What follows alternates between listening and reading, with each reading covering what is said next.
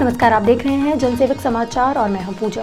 केंद्रीय मंत्री रविशंकर प्रसाद ने अगस्ता वेस्टलैंड वीवीआईपी हेलीकॉप्टर मामले में कांग्रेस पर घूसखोरी का आरोप लगाया है। उन्होंने कहा कि रक्षा सौदे में भी बिना किकबैक के कोई काम नहीं होता था, बिना डील के कोई डील नहीं होती थी। केंद्रीय मंत्री रविशंकर प्रसाद ने कहा है कि जब भी आप सेना के लिए मिलिट्री डील के बारे में सोचते हैं तो आपके सामने कुछ कांग्रेसी नेता याद आ जाते हैं। केंद्रीय मंत्री ने कहा कि बिना कांग्रेस नेताओं को कट दिए कोई कॉन्ट्रैक्ट नहीं होता था। उन्होंने कहा कि साल 2013 में इस पर सीबीआई जांच के आदेश दिए गए थे, लेकिन यूपीए की विरासत खत्म ही नहीं होती है। 6 साल हमें सत्ता में आए हो गए हैं, लेकिन यूपीए सरकार के कारनामे अब भी सामने आ रहे हैं। एक सवाल करना है, एक क्या कई सवाल करना है। कांग्रेस पार्टी के नेताओं का नाम आया है,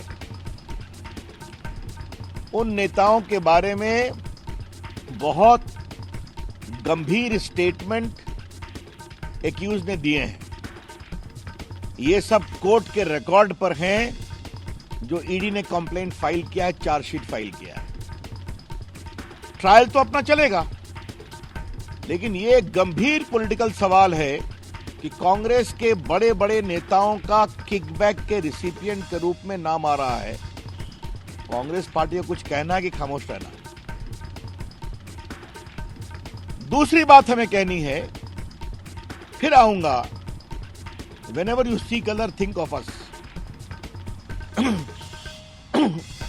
ऐसा क्या है कि जब भी किसी डिफेंस डील की चर्चा करिए तो कांग्रेस के कुछ नेताओं का नाम आना ही है और वो कभी डिसअपॉइंट नहीं करते। Why is it? क्या कांग्रेस पार्टी देश की सुरक्षा के साथ ये मजाक करती है? चाहे वो बोफोर्स हो या पुराने जीप स्कैंडल हो। आज भारत के जवानों के लिए आपको पता है कि एंटी राइफल जो होते हैं, पूरे को बोलते हैं, जो कवर करते हैं बॉडी में, हाँ, वो नहीं खरीदाया था, वो हमारी सरकार ने खरीदा। और यहां पर वो हेलीकॉप्टर किसके लिए है? राष्ट्रपति के लिए, प्रधानमंत्री के लिए, जो टॉप मोस्ट सुरक्षा में रहते हैं, उसमें भी किकबैक लिया गया। BJP demands Congress party not to maintain a silence। इस बार देश जगा है। कांग्रेस पार्टी के नेताओं को रविशंकर ने कहा कि कांग्रेस पार्टी के बड़े नेताओं पर गंभीर आरोप लगे हैं। पूर्व केंद्रीय मंत्री और मध्य प्रदेश के पूर्व मुख्यमंत्री कमलनाथ के भतीजे का भी इस डील में नाम है। ऐसे में कांग्रेस पार्टी को क्या बोलना है या चुप रहना है? उन्होंने कहा कि देश की सुरक्षा के साथ ये लोग खिलवाड़ करते रहे। ऐसे में सोनिया जी और राहुल जी बताएं कि उन्हें क्या कहना है।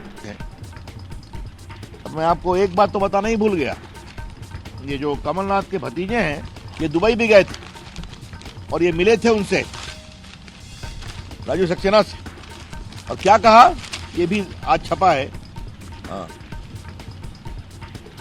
राजीव सक्सेना बोलते हैं, I have been sent messages by him since the time he came to Dubai instructing me not to give any document, information, statement linking his father और his uncle in any matter. तो आप हमारे पिताजी और हमारे ताऊ जी के बारे में न कुछ बताइएगा, न कोई डॉक्यूमेंट दीजिएगा। क्या ये बहुत ही गंभीर विषय है। कांग्रेस पार्टी को उसका जवाब देना पड़ेगा। इधर मध्य प्रदेश में भाजपा ने कांग्रेस के खिलाफ मोर्चा खोल दिया है। राज्य के गृह मंत्री नरोत्तम मिश्रा ने कमलनाथ के परिवार का नाम डिफेंस डील में आने पर जवाब मांगा है। जो आज अगस्ता वेस्टलैंड के बारे में मुख्य आरोपी राजीव सक्सेना का बयान आया है, उसका जिक्र करना चाहता हूं कि उन्होंने मध्य प्रदेश के मुख्यमंत्री कमलनाथ जी के बेटे नकुलनाथ का स्पष्ट जिक्र किया है। कांग्रेस की और नेताओं का भी किया है, अहमद पटेल, खुर्शीद आलम। लेकिन ये बात हम उस समय भी कहते थे कि वल्लभ भवन दलालों का अड्डा है और भ्रष्टाचार अकेले भोपाल में नहीं है। जो ईमानदारी के कसीदे पढ़ते थे, अब वो बताएं, इस स्थिति को स्पष्ट करें और बोलें कि राजीव सक्सेना ने सच कहा है या झूठ कहा है।